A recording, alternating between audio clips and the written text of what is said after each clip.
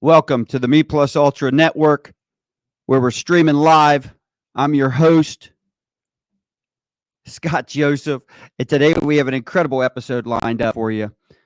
We're going to dive deep into the art of building and scaling successful businesses with none other than Kevin Smith.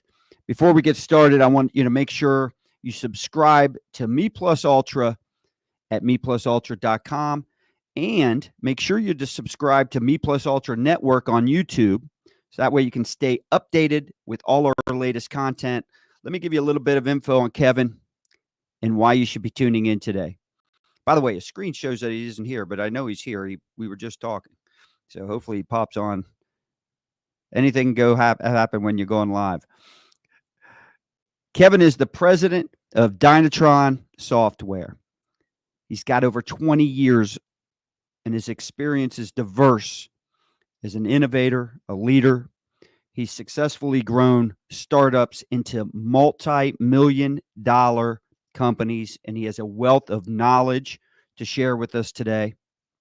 Joining me, usually joining us is Sandy Cerami. He's unable to join us today, the solutionist. So it's going to be Kevin and I by ourselves. But Kevin and I first got connected. There you are, Kevin. Kevin and I first got connected at Business Bourbon and Cigars, the leadership retreat out in Scottsdale, Arizona this past March. And that introduction was done through a mutual colleague and a prior guest on this network and show, Mr. Dave Boyle. I was immediately, I'm facilitating the leadership retreat and immediately impressed by his vision, Kevin's vision, his innovative approach.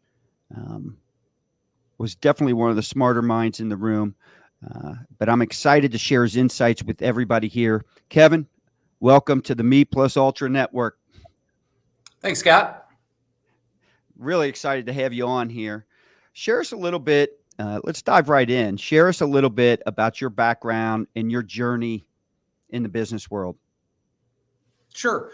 I started from a work perspective in the retail side and came up from sales to F&I to general management to partnering in stores and running large dealer groups, and spent about 15 years in that endeavor, and morphed into a company called Insurity Group, where we did a loyalty card marketing and sold that company subsequently to Cuddle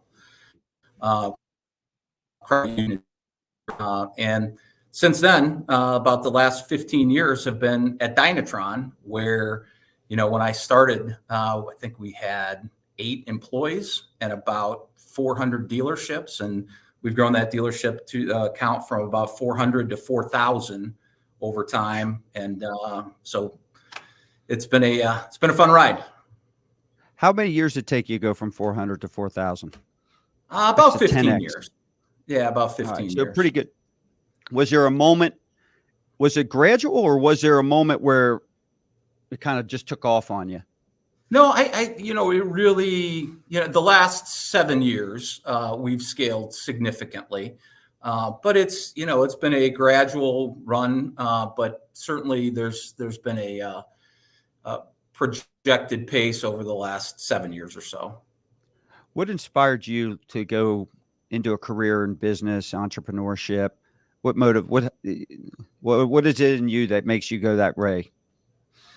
So I grew up with a very sports-oriented background, and I look at business much like sports. It's like a football team, right? You need a right guard, you need a left center, you need strategy, so that really facilitates the competitive side and the team and the team atmosphere. Very, very similar, I think.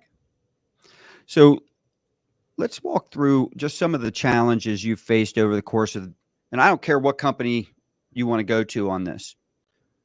What are some of the top 1, 2 different challenges, maybe 3 different toughest challenges you've faced over these last 15 years? I'd say back in the retail is, for yourself being in that space can present some interesting challenges. And I remember years ago taking over an Acura dealership in the state of Washington that was losing about $1.5 million a year. And there was a reason, obviously. So the personnel challenge, the sales guys were stealing the Acura NSX off the showroom floor at night, and so on and so forth, and just really undisciplined operations. So it was an interesting experience.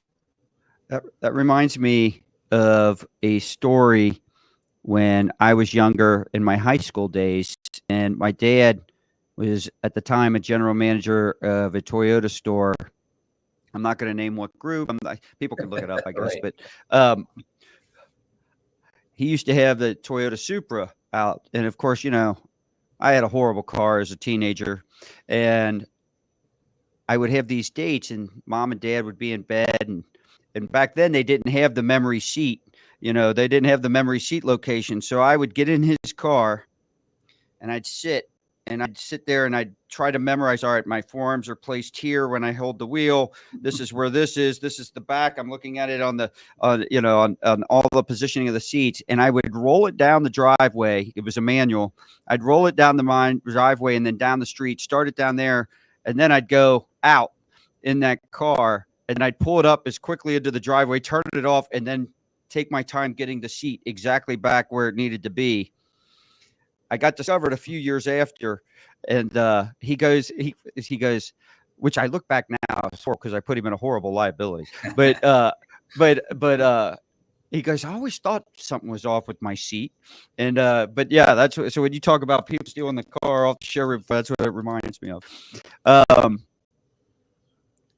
How does your time with Dynatron? And I know you're a humble guy, so I don't want this to, but I want people to understand what you've done there to help shape the company's growth trajectory, because it's grown quite a bit. Yeah, certainly super team effort, right? No team can win by themselves 100%. But I think more than anything, we really focused on how do you deliver value to the customer, right? So, our average first year return for a dealer, you spend $1, you get 22 back. Several $100,000 in net profit improvement. And different companies, it's super quantifiable. I was here, I am here, right? So it was really things that we helped drive. Certainly the dealer and customers participate in that, but really we're leading the way. And I think more than anything, if I broke it down into a few things, certainly one, the dealer net profit contribution, and two, from a culture perspective, we've really taken the viewpoint that culture is like rowing a crew boat, right? So if you're rowing a crew boat, trying to get there as fast as you can, everybody's got to be rowing the same direction. And in so many businesses I see, it's, one guy's rowing a little bit this way, one guy's rowing a little bit that way, one guy, so it really causes challenges. And we've worked extremely hard on culture, right? And really that begins with hiring the right folks, onboarding the right folks, training the right folks. So, when people talk about people are everything, I think we've really lived that piece of it from a staffing and support and training perspective. If I broke it down to those couple things, I would say really have led the growth. I want to dive into this value to the client thing and you just brought up a huge return ROI or return on investment for your clients. And I think a lot of people assume that, wow, well, as long as you found that niche, you found that product that, it generates exactly what you were saying it will do for them from a financial standpoint. Everything else just seems to work out. And that's not the case, especially with software, that things change so much over time. Walk us through some of the things that you guys do to continuously drive more value to the client. And then what are some of the specific challenges when you bring up culture? I know no matter how good a product is, you would assume no matter how good a product is, it's easier to sell, right? Which isn't always the case. And so what are some of the challenges you guys have internally that you have getting these people? So we'll start with the first one. What are the things you do to continuously add more and more value to the client to stay ahead of people that you compete against? and then we'll go to the second question. Yeah, good question. So, if I think back and, to your point, it's not always easy, right? So if I think back 10 years ago, we had a software product that was kind of priced at a gym membership, and, really smart guys got it. I'll take all this data and I'll turn it into money. Well, that was 10% of the folks, right? And really where we had a big change was we said, we've got to help. And we went from doing really very few virtual meetings to over 90,000 virtual coaching meetings last year. And I think that's probably the biggest value separator in what we do. So if you think about our, any competition we have, or even think about our roadmap from where we've been to where we are, it was really, instead of just, hey, Scott, here's some software, figure it out. And not that we didn't train, we did, but it was much different versus here's the money, here's how we get there. This is the steps we're going to take, Mr. Dealer. Do you agree? And then translating that down to the department managers and executing against that game plan. I think that is the biggest maturation point we've had of thinking, oh, this is a great product, you should be able to make a lot of money, to, hey, let us show you the way. Yeah. So it's funny how much of your time from Dynatron's time, how much are you guys, let's just say I buy the software from my stores, right? And how much time is it put in terms of the support and service that you guys are providing to make sure I'm optimizing it compared to just, all right, he's in, we onboarded him, adios. Yeah. So the first thing we do is, the data for the profit gaps, right? And then we share that with the executive leadership team and say, as an example, Scott, you've got $400,000 in profit leaks. That's costing you a net profit. Here's exactly where they are. Here's what's causing it. Here's what we would propose to do about it. Are you on board with that plan? We then take that plan out to the department manager. So, obviously when we launch, it's significant. We're spending a significant amount of that time with that dealer, weekly calls, and then shifts over time to our first stage we call Start Smart. And that's about a 6-month process where we're involved, not quite weekly, but almost weekly with the dealership. We then morph to an on-site workshop, which has been incredibly successful. It's kind of our transition to stage 2, where the general manager / dealer and department or manager are flying into either Las Vegas or Dallas, and we do workshops weekly. And it's really about what's next, right? So we've helped, and now where are we going from here? And it's really about getting the general manager dealer on the same page as a service manager, right? Because in our industry, there is that gap between kind of the front end knowledge base and the back end knowledge base, and we help bring that together. And then long term, we morph into Stay Smart, which is more of a monthly type review. What's the number one source for you guys to sit there and make, I guess, decisions on, what, we need to start doing this, whether it's the product, whether it's the service or support you provide? And where do you get that information? How are you making those decisions? Yeah, we're a very data-driven company, right? So if you're talking about internally, what steers where we're going, it's really the data, the KPIs, and where we need to focus. Okay. And so I'm sitting here, like, for instance, you said you're doing these on-site workshops, and I think you said, wow, that's made a big difference. What was the light bulb? What was the aha moment that you said we need to start doing that? Yeah. So, Les Silver is our executive chair. Les had founded, AutoPoint back in the day. And so it was one of the things that they had done, because, if you think about multi-point inspection, right, that's a very big process change. So they had integrated that idea, and we said, boy, very successful. How do we, would it make sense to kind of replicate that same thing in a much different experience, right? So we're talking about kind of two different subject matters, but kind of the impetus for that particular idea. I love how we can take, I guess, processes, ideas, from other businesses, from other verticals, industries, even, and integrate them into our own stuff. And proven processes tend to work across different verticals, across different businesses, 100%. don't they? So 100%.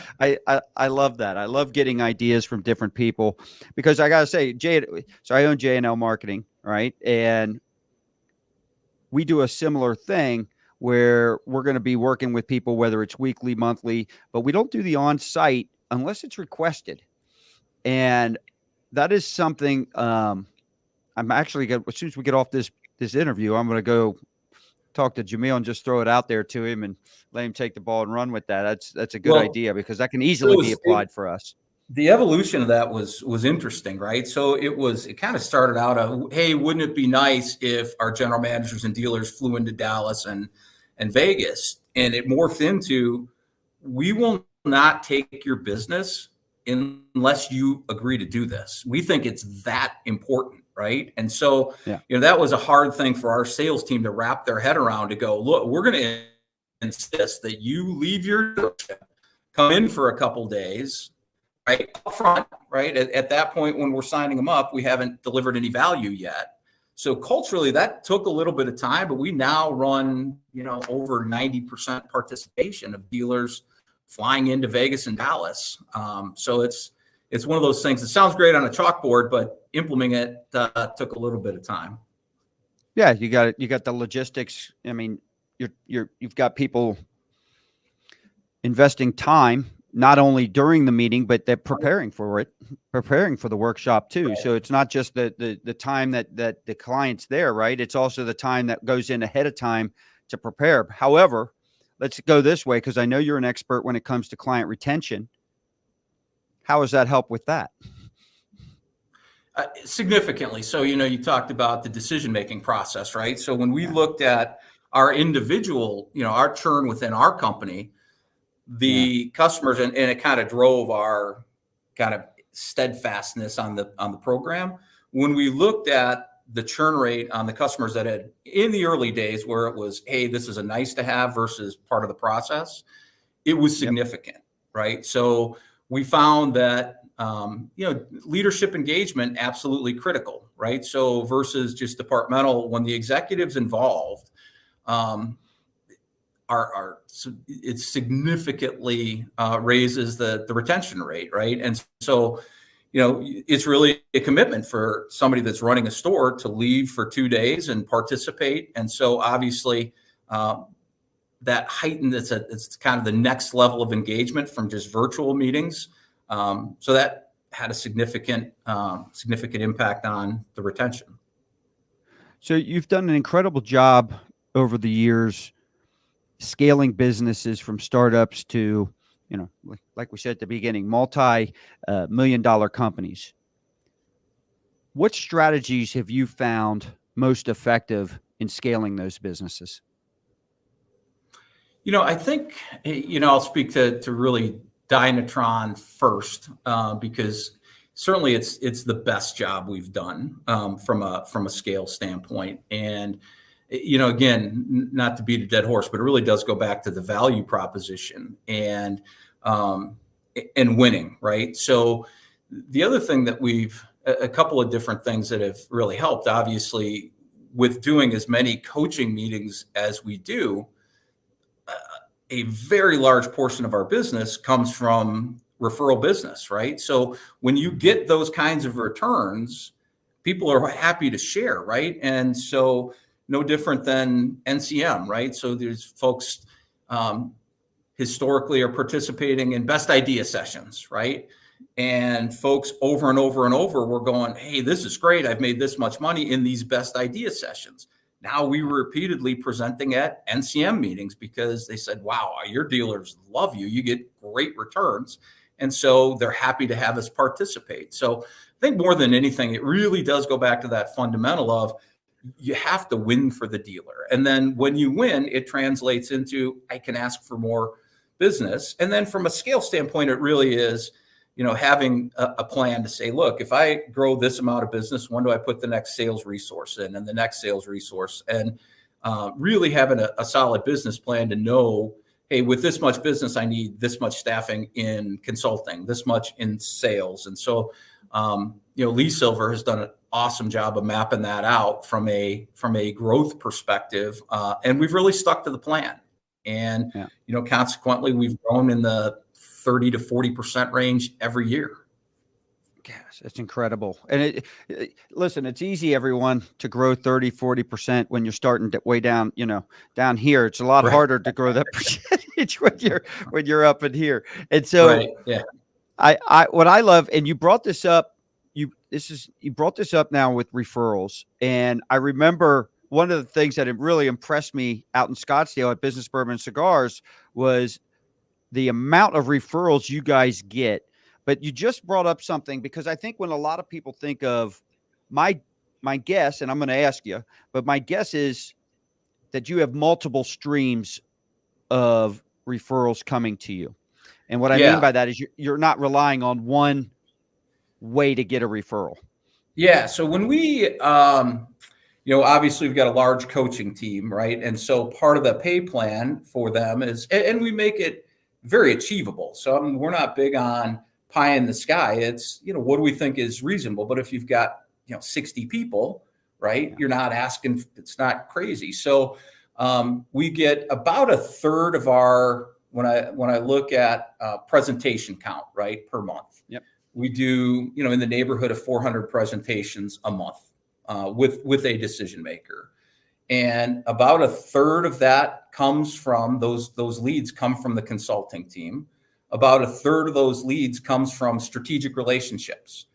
Folks like NCM, folks like, other consultants in the industry that are trying to help dealers, right? So we call them affiliates. And that's about a third of the business, or so, and not quite, but from marketing efforts, and then, self-generated leads from our sales team. So and we track that heavily, right? And there's accountability and pay plans in place that drive, all those kind of levers. I love this. And because when I'm sitting here, you're seeing the NCM presentations that you guys get to do and go in. Well, that's another form of a referral, because what's happening is you've got one facilitator referring you to another, and on down the list, you've got dealers referring you into them and saying, hey, our group needs to look at these guys. So it's another, and what's great about that referral, it's not what typically people think of, right? Oh, Scott referred Kevin to, we just had Teresa comment on here, Rebecca, right? Scott referred, and it's a one person. You're getting referred in and getting multiple that's an example of getting a referral that gives you, let's say, 20 opportunities. And it's more than 20, because most of those dealers or your clients probably own an average of 5 to 15 stores. So it's interesting. So, every time we go into an NCM meeting, it's a great opportunity, because about a third of the dealers in there are already clients, right? And most of those dealers are at the right hand of the page, right? And so you've got raving fans in those meetings. So it makes it fantastic. So let's talk a little bit about client retention. I mean, I know it's important in terms of scaling a business and sustaining growth. Let's specifically talk to what you've done. You've touched on it a little bit with the workshops, the on-site stuff at Dynatron, things like that. But how do you guys measure it? All right. Because a lot of people just look at their total growth. Are we growing or not growing? I look at, from a retention standpoint, I need to know what my actual churn is, what my lifetime value of my client is. I want to know what their average transaction values are, how frequently they're buying. Those are the things I want to measure. So everyone talks about, and let's just take a car dealer because it's easy, right? It's very transactional. Right. So I've often said loyalty's not enough, and people misunderstand that when I say it. If the only thing a dealer did was look at loyalty and try to retain, they will not grow. In fact, they'll go backwards. And the reason for that is there are things that are somewhat out of their control when it comes to a client choosing what to buy. If all of a sudden my phone doesn't, I own a Honda, and my new phone doesn't sync with that, and I've got to go find a different brand, and that's important to me. It's high on my value list. I might defect for that reason. Most of the time, a car dealer will do an outstanding job retaining a client if they buy the same make. But the problem is the loyalty to the OEM is 45% or lower, which is why a dealer's retention rate is 25% or lower. And so if all you did was focus on loyalty and client retention, you're going to go backwards. You've got to get new business in here. But then at the same time, I think a lot of people focus so much on new business. I want new business. I want new business. They don't have real true processes that are geared towards, this is what we're going to make sure not only to win people back, but to make sure they don't leave us in the first place. And we can talk about only loyalty programs and stuff like that. I know you got a lot of history in that. Talk to me about winning processes that no matter where you've been, this has worked. Yeah, I think to a degree, it starts with laying out a roadmap with the client, saying, look, this is the journey. Here's where we would like to take you over time, right?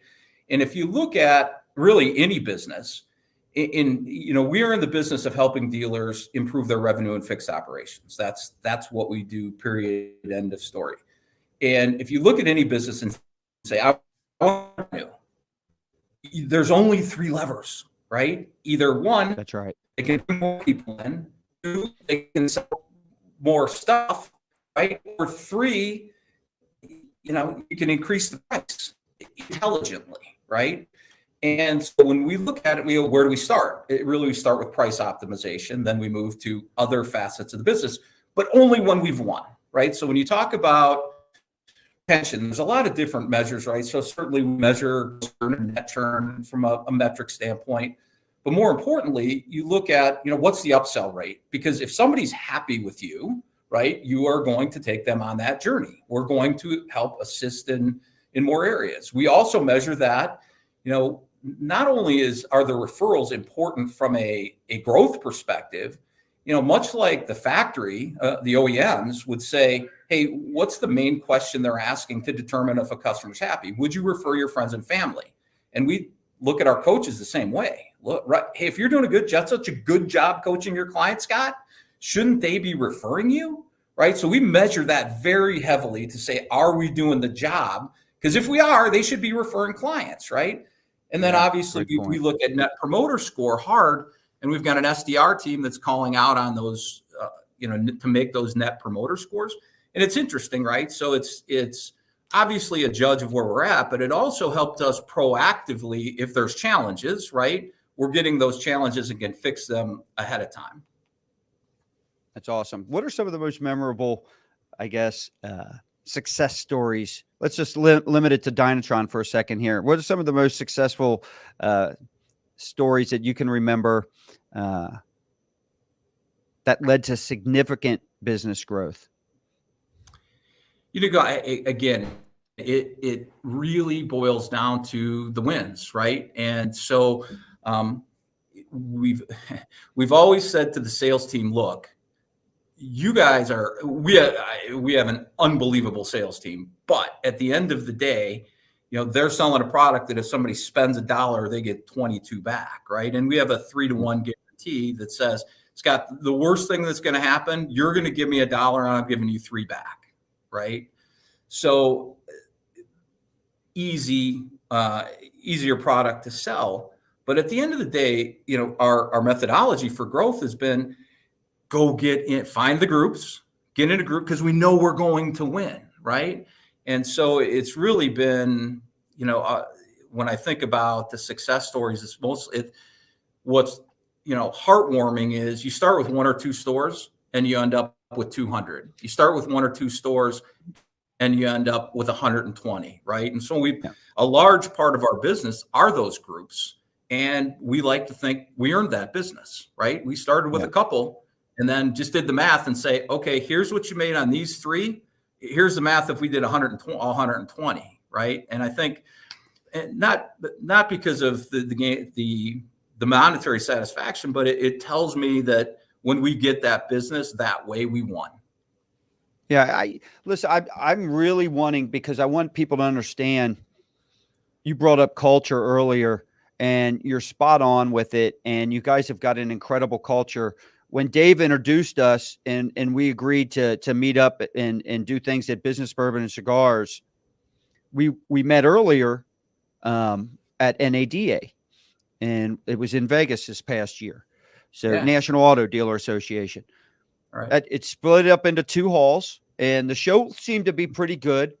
But I will say, you guys were in the worst hall. All right, so you were in the hall with the least amount of traffic in it between the two. But your booth was by far, there was a buzz, an energy, and it was by far the busiest booth that I had walked out around or been in any of the halls. And to me, that doesn't happen just because of good marketing, or it doesn't. That's everybody rowing in the same direction. The employees believe in what you're doing. Your team is fired up. They know they can help. Your clients know it. They're excited. They want to come see you. And then, of course, whether people got referred into you or they're walking by and they're just seeing it, everybody wants to be a part of that and see what the heck's going on here. Why is everybody so interested here? And I just was blown away by the high level of focus and energy at that booth. I mean, it was awesome to see. Yeah, thanks. I think if I look back over the history, things we've done well and haven't done as well, in the last several years, it's one thing to get wins for some folks, right? It's another to let them know that they actually got the win, because everybody's going 100 miles an hour. I think the difference in the last several years, we've done a better job of letting folks know what we really did and turning that into the additional business through referrals. We had a campaign earlier this year where I said, we want 1,000 video testimonials from dealers. I don't know anybody else in our industry that's 1,000 dealer testimonials on video, right? Yeah. There, but we're up to about 400 since the beginning of the year.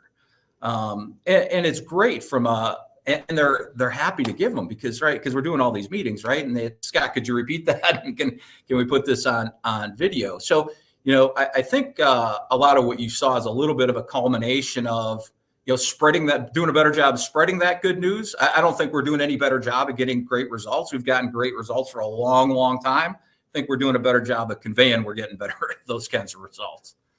You know what I love about the number 1,000? First off, that's a big ask, right? But you're on your way there. But even at 400, for one, there's nobody that's going to watch 400 to 1,000, right? But when you don't have a high number of them, and people do come back and they see just the same ones, right? I think that sends a message when you've only got a few. But here's what's beautiful about it: it's a big industry, but it's a small community, and inevitably, if you've got 1,000, even 400, there's not a dealer or a potential client or prospect that doesn't know one of those 400 or eventual 1,000 that you'll get. And probably they know several of them. And it doesn't take, if I'm a rep of yours, it doesn't take but 5 minutes of research on social media to sit there and say, all right, who does John interact with? All right, he knows Larry, he knows Kevin, he knows Scott. I'm going to send him those 3 testimonial videos because I know he knows them. Right. And that weighs more, right? Yeah. So funny story. So we've now cataloged all that, right? We've built a little app where sales guy can just point. I mean, give me my market, give me Chevy dealers, boom. He's got access to them. So we were doing a presentation the other day. Dealer says, hey, can you guys give me some references? Yeah, give me 2 seconds. Boom. And the guys, okay, I'll sign up.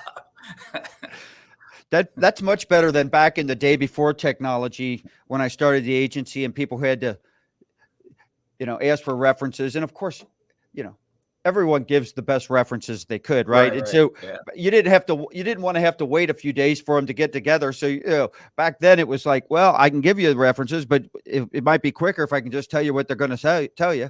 They're going to Yeah, say this right, is, right. but to be able to at the push of a button actually have the person do it, that's awesome. I love that. How long did it take you to catalog that? Did you outsource that, or is that something you guys built? No, we did it inside. That was actually very easy. Just a little app that the marketing guys had built by our internal team. Nice. All right. Well, when you're a software company, I mean, Yeah, right. you got a whole team that can do that. All right. So let me ask you this. You mentioned earlier strategic alliances. They represented a third of your, I think you said you do about 400 Traffic. Yeah, yeah. presentations. Media Yeah. count. Yeah. So, so a third of those are coming from strategic alliances. How do you identify those opportunities? Like who would be a good strategic alliance or good partner or affiliate? Yeah, it was a really good question because I can remember, back in the day, it, it was 100% reliant on it 15 years ago, right? And what you found over time is a bad one that helps you sell nothing takes just as much time as a good one, right? So, for, That's from an true. efficiency standpoint, getting the right folks. So over time, we've created an entire strategic relations playbook, and we heavily vet. When you're new and whatever, oh, we'll take that guy. Help us create some leads. Now it's very structured where when we put somebody on, it's heavily vetted. They're agreed to a playbook, X number of presentations. Here's our plan. We review that plan every month. It's very formalized. And if somebody's not on board with that, let's not do it, right? And Yeah. Maureen Martin is our VP of Strategic Relations, and she is awesome and does a fantastic job and has really helped put all that together. We track it heavily. She reviews it monthly with them. Are we on track? Are we off track? What are the barriers? So, if I again look back at what you did well and didn't do well, we threw it against the wall 10 years ago, right? We've really formalized that process. Are we putting the right ones on? Do we have a plan? Are we reviewing that plan? Are we holding folks accountable? So it's morphed into an exceptional program. So when it's done right, would you say this is the easiest way to scale a business up? I think it's part of a way to scale a business up. I think it's a piece. I don't think it's, and again, it depends on the business a little bit, right? I think you have to have an understanding. You have to be able to vet out either through your own knowledge or other trusted resources to go, does that make sense, or am I going to spin my wheels with that one, right? Because the interesting thing, over time, I've sat in a million meetings regarding strategic relationships. And what you find is with big ones anyway, right? Large companies, you're never going to be their core business. So you really have to say, how do I make my business help your business? Because they don't care so much about the money usually, right? If it's a large enterprise. But if you can help them with some piece of their business, right? So as an example, we do some things with fluid distributors. And if we can help them sell more fluids through the data that we have, right, and drive production, and that's just one example, right? So if you can correlate, in those strategic relationships, if it's not just about the money, but if it's helping that strategic relationship with their core business, you're going to get a win, because the money you only keep interest so long. I'm so glad you said that, because one of the big, I hate to have regrets, but if I had a regret looking back, I have two big regrets in my professional life. One, I didn't get into real estate in my 20s. That would be one. But from a business standpoint, I did not form powerful enough or high enough number of affiliates or strategic alliances, strategic relationships with enough people. I had this attitude of, I'm crushing the competition. I can get this done on my own, and I'll compete everybody and go do it, right? And man, it could have been done so much easier and faster and bigger if I had formed the right relationships. And I think, and the reason I'm glad you brought up, it can't be only about the money, because you're 100% right. So many people have come to me, and I'm assuming this is what other business leaders would think too, because this is what I thought. They'd come to me and the money was okay and the money was decent, and I could, yeah, this could help us vault us up. But the reality is, it was all it was, and anything I put into that potentially was taking away from our core and the attention of what I really needed our team to focus on. And so it wasn't helping us other than the money. Right. And therefore, and that was kind of being neutralized, and our team was fighting it. And I think what happened you try a few of these things, and I think a lot of business leaders do it. They try a few of these things. They think, yeah, strategic alliances. Then they don't work out because they either chose the wrong person or wrong partner or wrong alliance, or like you said, they didn't put a true focus on how do we really make this benefit everybody involved, really benefit. And so then they give up on it. Yeah. So, and this kind of goes to, we had a question from Becca Stewart. How do you best facilitate those alliances in an organic way? How do you know it's the right? Let's go into, like, give us an example of, like, I want to make this more than just the money, right? So give us some specifics on that. Let's talk about how do we have a great alliance? Yeah. So the fluid business is one example, right? So how do I take that data, identify in the fluid business, right? They're dependent on service advisors to sell their product. That's so right. Now when they walk into those stores, they know more about that dealer's business if they're paying attention to the data than a lot of times the dealer might, right? They know who's producing, they know who's efficient, who's not deficient. And that's just kind of one example, right? So from we've got a strategic alliance with Southeast Toyota as an example. We've had that for years and years and years. What's their goal? It's dealer profitability is key, right? So, how do we help with their goal of dealer profitability, right? So it's really figuring out what is the organization's goal, right? Whatever that strategic alliance is. Consulting business, right? So we have several consulting partners. What's their goal? What are they trying to drive? And it's really about, when we do business with them, identifying what their goal is and saying, can we assist in driving that? Because again, the money motivation wears out over time. Correct.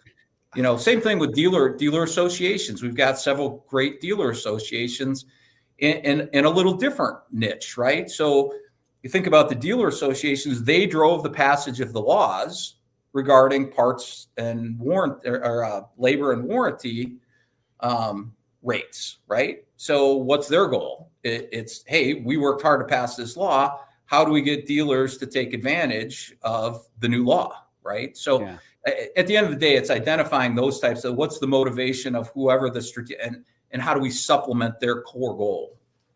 I love it. Back in the agency, when I was more involved in that, we were doing a lot of work with a lot of the different OEMs, and we were very transactional. And we knew that, hey, we can help you sell cars, and we thought that was good enough, right? And in those early OEM relationship days, it was all about selling the next campaign, and it was constant selling. And finally we had a good relationship with one of the zone managers for one of the OEMs. And he says, you guys need to be more, you're not thought of enough as a partner. He goes, you'll know you've taken it to another level when we start asking you to participate in meetings and help us accomplish goals, and you're part of those discussions. And we are now. But it was a very eye-opening, and it goes right to the heart of what you're saying.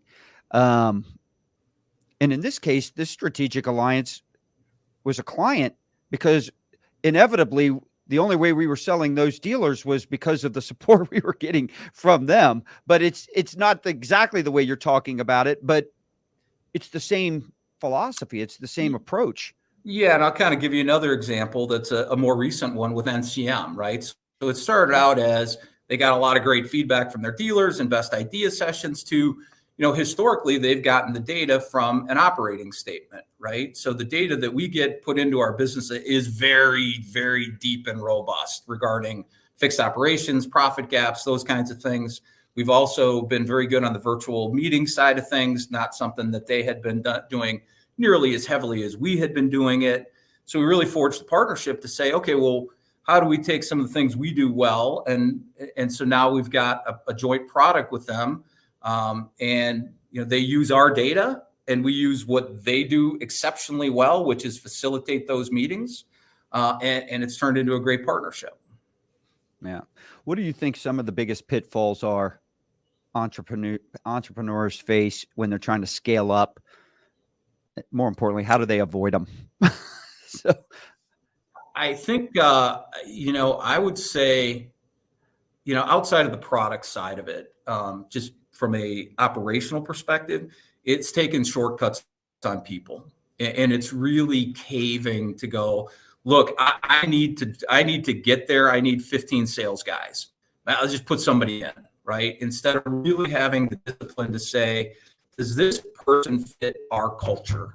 We've, I think I mentioned it in one of our business bourbon and cigar meetings, a book called Who, which is really about human capital and, mandatory reading for us, and not just reading. It's when we hire, it's going through a really extensive process. And it really does start with the people, one, with the hiring. Looking back in the retail days of how we went about staffing folks, yeah, fog a mirror, let's go, right? I mean, and I'm thinking back years, but I don't think that most companies really have the discipline regarding hiring, make sure they're a culture fit, onboarding and training, so, from a management standpoint, both in our consulting team and our sales team, we have a learning management system called Allego. And it's the first thing every one of those folks does every morning is a 5-minute course. And then they've got to repeat it back on video. That gets scored by the manager every day. That's everybody on the sales team. That's everybody on the consulting team. And kind of the theory is, hey, the Kansas City Chiefs won the Super Bowl. Let me ask you a question. You think they stop practicing next year? No. You think they practice with less intensity? No.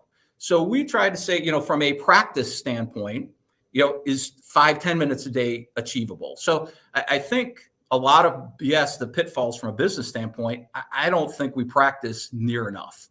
And it's not accountable and measurable. As a Cincinnati Bengal fan, I am hopeful that the Kansas City Chiefs, their Super Bowl victory this last year does lower the intensity of their practices just a little bit. I'm hoping they get a little content. Right. But I will say, it's funny you say all that with the people. I'll throw patience in there a little bit. I started J&L when I was 22, so I had a lot to learn when it came to leading people and growing them. And I was very impatient. And I was literally thinking about this just the other day.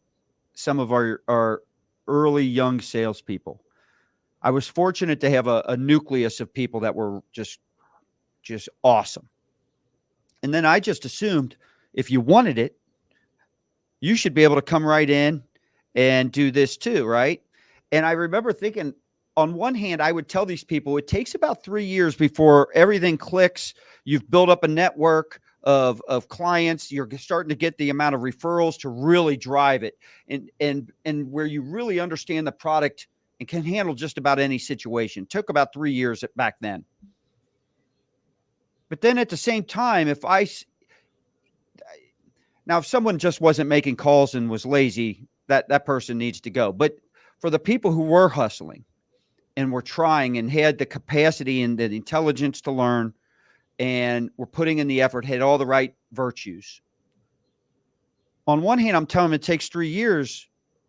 But then on the other hand, I'm sitting there wondering, why aren't they selling this? And probably applying the wrong type of pressure because I just didn't have the patience that needed to understand that, hey, you can't tell them 3 years and then not expect them, not give them the 3 years. So, right. Right.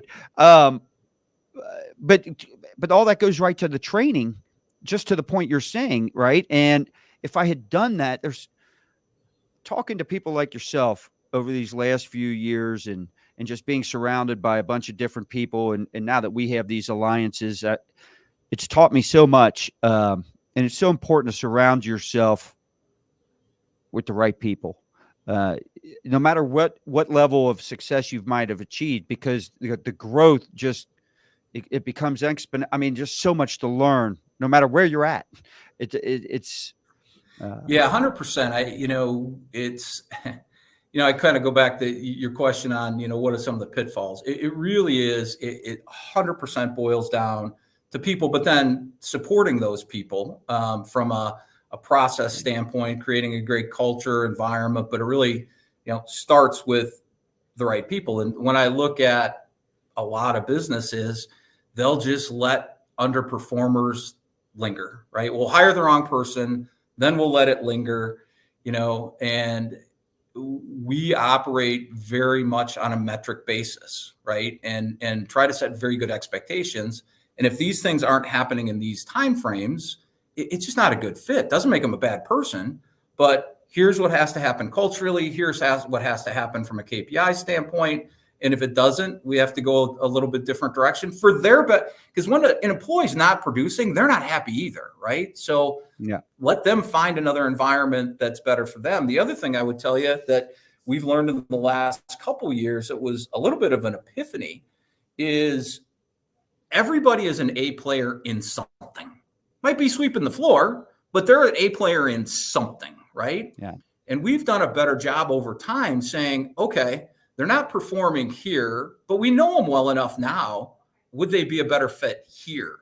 And I can tell our success rate is like 95% when we've moved people. And I had the theory, years ago, hey, if they're not working out, they'll feel like they were demoted or it's a loss. Just the opposite. It has been when we've made those moves, they're not happy. We're not happy. And we understand who they are and moved them to another spot. And it's been very, very successful, which was surprising to me anyway. Yeah, no, great point.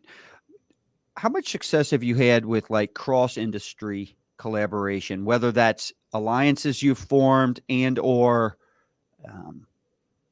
just learning, maybe coming up with a different process that you could integrate into your own, business processes?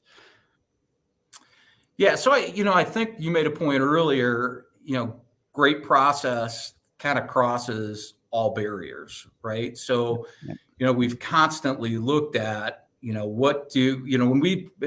example, when we built our SellSmart product, which is really service advisor training, right? We looked at, what do dealers do training wise in the front end of a dealership? What do they do in the service department? Almost non-existent, right? And if you think about, well, who are the best sales guys in car dealerships? Usually F&I. Well, think about how F&I gets trained, right? Like I remember being at Pat Ryan's school in 1989 going, hey, here's your credit life disability presentation. You're on video tomorrow. Go, right? It was in the hot seat right away, right? If I think about sports, right? What are you doing on Saturday morning and Sunday morning in college? You're watching game film, right? Yeah. So some of those processes, when we built that product, we said, how is it done really well over here? And then how do we translate that into this particular product? Because it's deficient in the industry, right? Like service advisors don't get trained well. Other areas of the dealership do, sports teams, so on and so forth. So how do we incorporate some of those things? So what excites you the most about, I guess, the future of business and innovation, specifically with what you're doing at Dynatron? Yeah, I think, the future is really exciting with AI, obviously the buzz for everybody. And we're integrating that into some of the things we do, scary and exciting at the same time. But I think more than anything, it's, we've got so much momentum at this point. It's, how do we continue to help dealers? Because, services still, there's lots of opportunity from a revenue perspective. So I think more than anything, we've gotten very good at the price side of things and that optimization. How do we take that into other areas within fixed operations and kind of apply those same philosophies. We have stayed immensely focused. I mean, we get opportunities all the time. Hey, look at this, sell that, refer us over here, right? When you have a big dealer base, right, you get pulled in every direction. And we have stayed myopically focused on what we do. And anytime we enter into it, very cautiously. So I think, now that we're at the size we're at and developed some of the processes, developed a great team, developed a great bench, developed, training process, scaling future things becomes easier when you have kind of that infrastructure in place. Yeah, I love that. I love what you just said, having the bench. If you're going to build a good culture and a good team, you can't recruit when you need to.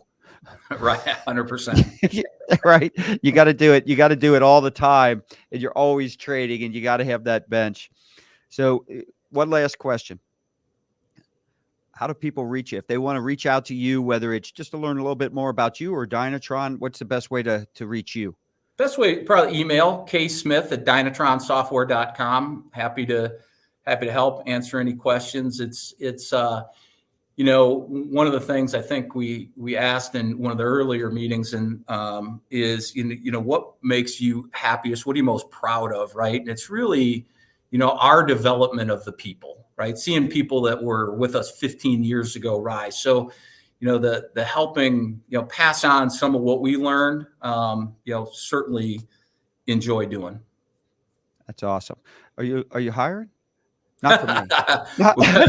Only A player, Scott. You would qualify. That's great. So a huge thank you to our guest, Kevin Smith, for joining us today, sharing his invaluable wisdom and his insights.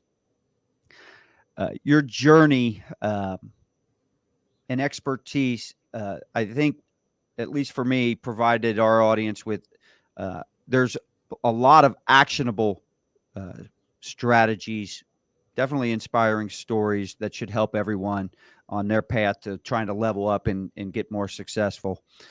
Remember, everyone, if you found this episode inspiring and informative, be sure you subscribe to Me Plus Ultra at meplusultra.com and subscribe to Me Plus Ultra Network on YouTube. Together, let's continue driving positive change and innovation in the world of business. Till next time, let's keep innovating and keep making a difference. Thank you. Thank you, Kevin. Thanks, Scott.